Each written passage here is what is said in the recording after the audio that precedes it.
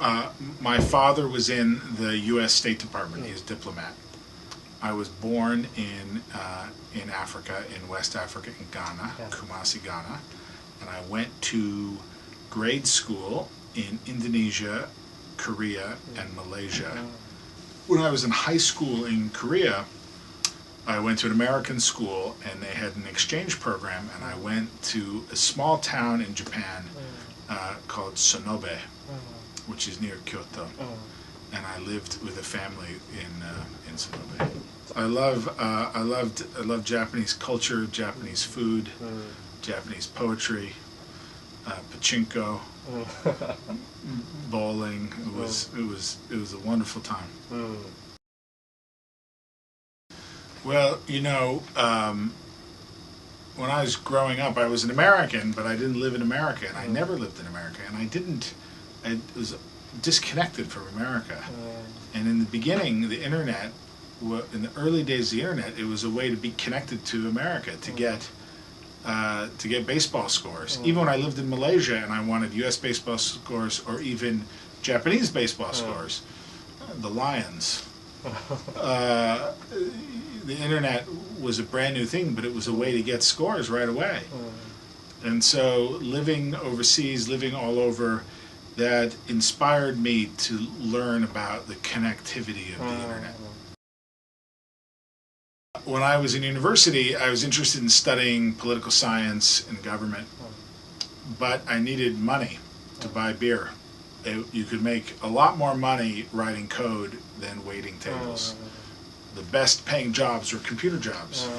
And so I already was interested in computers, and so I worked through the university. I worked doing computer work to make money while I studied political science and government. I went to college very close to Washington, D.C. So I was in college for 4 years, and I spent every summer working in Washington, D.C. And then I worked in D.C. from 1999 to 2001. 3 years. It was fun. It was very fun. Politics is fun, but also a little dangerous. Right? Well, I learned a lot. I think politics is a very good education. I always loved politics. Power is interesting. Power is interesting, and holding power accountable and justice is a great challenge. Probably the greatest challenge. Well, power corrupts. The history of the humanity is that power corrupts.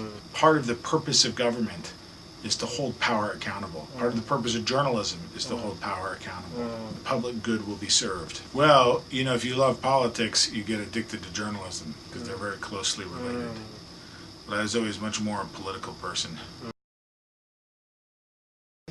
Yeah. The Dean campaign changed my life. Well, I was young. I was young. I was bored at my job, was hungry to try something new, to take a risk. I was ready to take a risk. I had I had nothing to lose. And so it sounded like it would be fun. So I decided to go do it. When Dean lost, I was crushed. It was very hard. You know the show West Wing, TV show West Wing? Yeah. I can't watch it because it's too upsetting. Because I used to watch it when on the campaign. I'd watch it and imagine that Howard Dean would win and I would be in the West Wing. And then it's too painful to watch it because we lost. Well, I think losing is hard. Everybody wants to win. Nobody wants to work for a loser. So losing is hard. When I joined Howard Dean, no one thought we could win. And then something incredible happened, and it looked like we might win. And then to lose after getting so close. Oh, that's a good question. Probably the best thing I learned from the Dean campaign is to trust your instincts, to move quickly, and to encourage participation.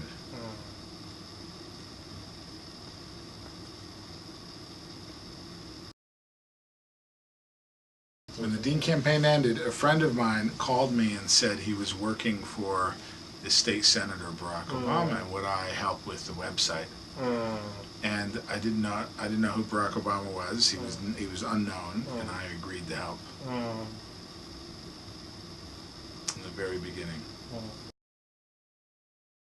I think being president is very hard. I think that in the United States we have unreasonable expectations for our president. What we want from our presidents, I don't think anyone can give us. That was part of the problem. Because we're able to choose what we want to read, and we can choose things that we agree with, and because the technology encourages us to choose things we agree with, that definitely leads to a more polarized society. And that can change. People who are designing technology have to decide that we should have a more diverse information diet.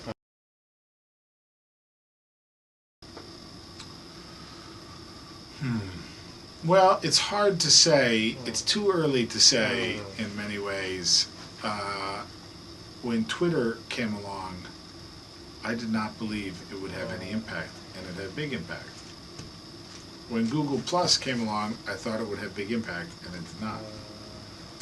So it's hard to say, but I think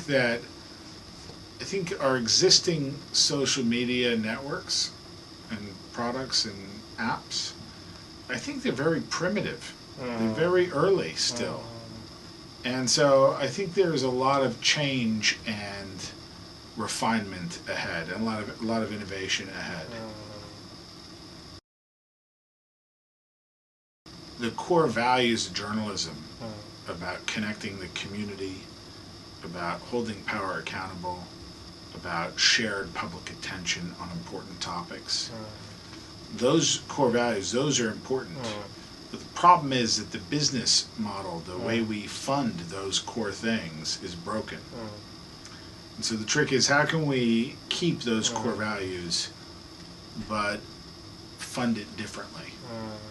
Nobody knows. I think it is the great challenge of the next century. And I'd like to try, because it's a very hard problem to solve. And I like challenges.